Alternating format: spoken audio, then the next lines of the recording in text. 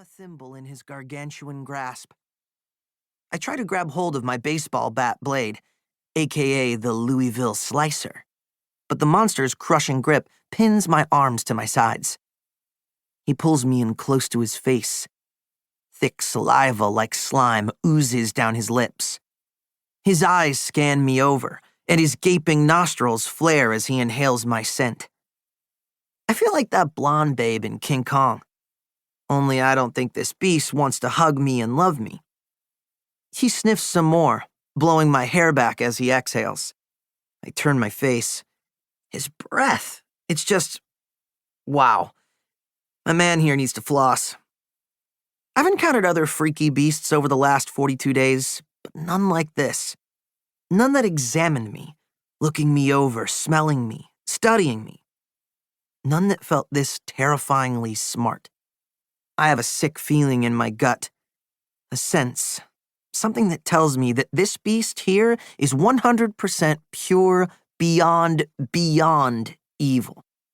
A smile seems to creep across the monster's face, a sinister smirk that says, "I'm not simply some primal thug. I'm a monstrous villain, a great evil, and I will enjoy inflicting pain upon your tiny human body." With a spine-tingling moan, the beast's mouth opens wide, revealing an army of dirty fangs, with chunks of flesh between each tooth. I kick, I squirm, and facing imminent death by devouring, I at last bite. My teeth sink into monster flesh, and his paw loosens slightly. Just enough for me to wrap my fingers around my blade's handle, rip it free, and... I slam the bat into the creature's thick cranium until he roars. A sound like Blarg. And his palm opens and... uh-oh.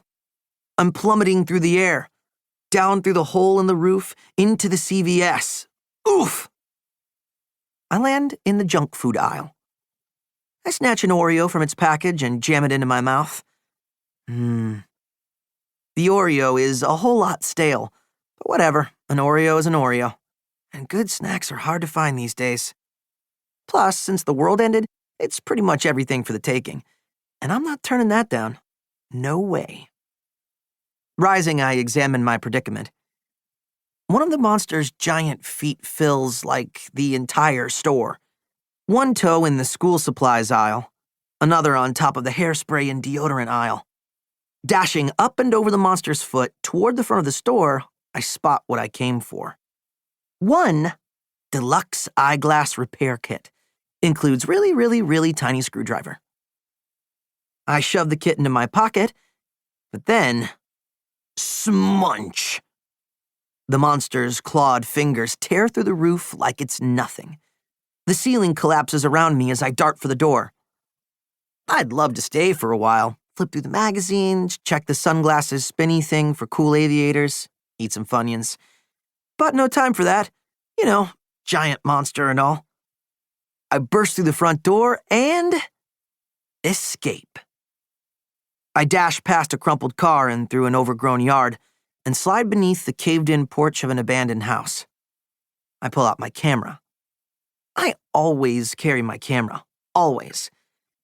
I raise the viewfinder to my eyes, twist the lens, zoom in, and... snap. I photograph every monster I come across, so later on I can study their attacks and defenses and strengths and weaknesses and junk.